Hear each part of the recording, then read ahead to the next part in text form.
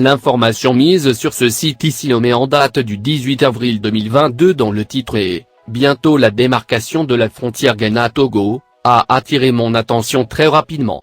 De quelle frontière s'agit-il? Selon son contenu dont je cite une partie, le général de division de la Commission des frontières du Ghana, Emmanuel Kossia, a déclaré que des plans sont en cours pour la démarcation des différents points d'entrée également connus sous le nom de piliers entre le Ghana et le Togo. Sans doute une information parue dans l'un des journaux du Ghana. Je remercie ce journaliste bilingue du site Isilomé qui nous rapporte les actualités ghanéennes surtout si ça touche la frontière Ghana-Togo ou le Togo britannique. L'information est fiable car elle est retrouvée aussi sur le site gouvernemental republicoftogo.com. Je dois dire d'emblée qu'il ne faut pas que les autorités ghanéennes abusent des autorités togolaises. Si elles sont patriotes, nous, Togolais, nous le sommes aussi.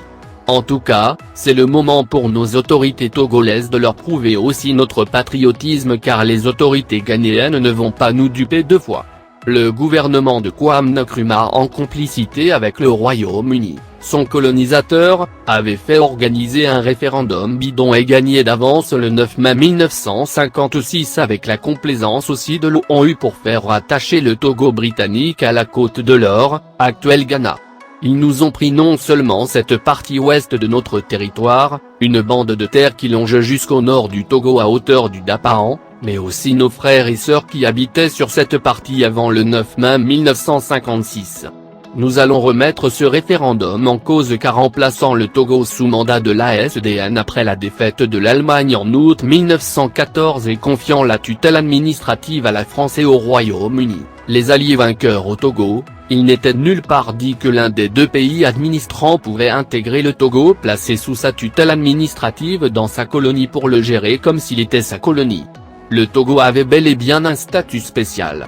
Ce que la France n'avait pas fait en intégrant le Togo français au Dahomey, le Royaume-Uni n'avait pas non plus le droit de le faire en intégrant le Togo britannique dans la Côte de l'Or comme si c'était une seule colonie et l'ONU avait malheureusement laissé faire.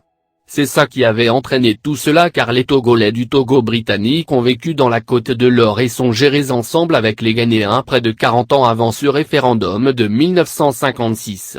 Or, au moment de ce référendum, Kwame Nkrumah était Premier ministre de la Côte de l'Or et faisait tout pour que le Togo soit rattaché à son pays, surtout qu'il avait l'ambition de construire le barrage hydroélectrique d'Akosombo sur le fleuve Volta qui traverse le Togo britannique. Au même moment aussi dans le Togo français, Nicolas Grunitzky qui ne voulait pas l'indépendance et l'unification des deux Togos, était aussi le Premier ministre.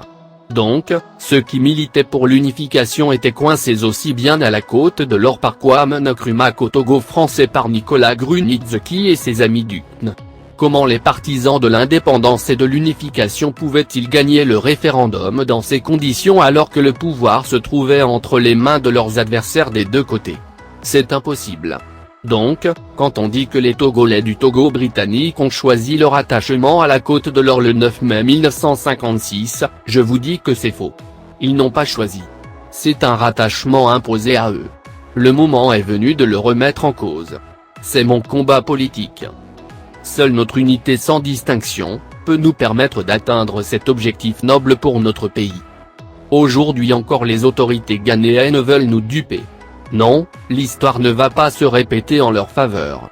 Nos autorités togolaises ne peuvent pas se permettre de commettre les erreurs politiques que Nicolas Grunitzky et ses amis du COPN, Union des chefs et populations du Nord Togo, ont commises.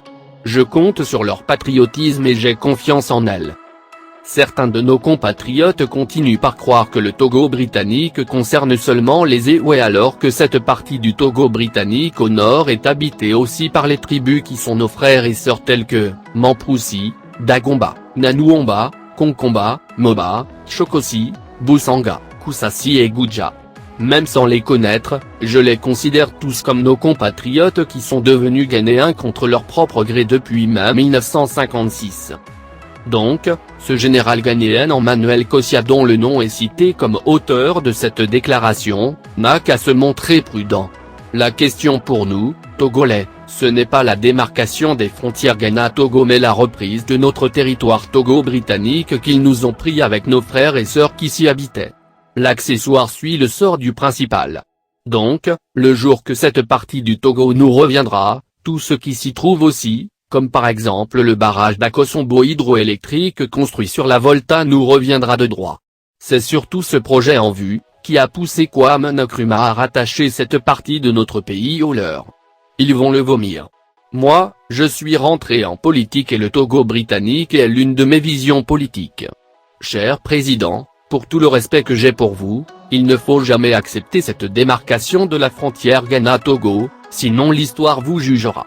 Il faut traîner les pas jusqu'à ce que je rentre pleinement en politique et je ferai de ce dossier un combat politique. Si vous acceptez cette démarcation, nous n'aurons aucune chance pour reprendre le Togo britannique plus tard par des moyens légaux car en tant que chef de l'État, vos décisions vont nous lier et nous serons opposables. Ils nous ont dupés par ce référendum du 9 mai 1956 et ils reviennent encore la deuxième fois pour nous duper afin de consolider ce qu'ils ont acquis de mauvaise foi en 1956. Ils ne nous auront pas deux fois avec cette démarcation qui va constituer un obstacle pour la réclamation du Togo britannique. C'est le moment de leur prouver que les Togolais ne sont pas dupes. C'est de la fourberie, de la duplicité.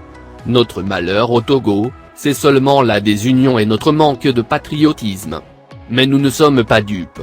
C'est pour cela que les autorités ghanéennes nous ont tués en 1956 par ce référendum, une responsabilité qui incombe en partie aux gens du progrès et du PCN de cette période. Cela a facilité le plan de Kwame Nkrumah. Elles reviennent encore aujourd'hui pour exploiter cette faille de notre désunion en voulant imposer la démarcation de la frontière avec précipitation à nos autorités. Ne jamais accepter cette démarcation. C'est une erreur à ne jamais commettre pour le pays. C'est un conseil que je donne au chef de l'État, Faure Gnassingbé avec beaucoup de respect. Le destin du pays se trouve entre ses mains. Ensemble pour Nseland. Ensemble pour notre pays. Nseland nous appelle tous à l'unité. Dr. Christian Speaker. Président de Nseland en création.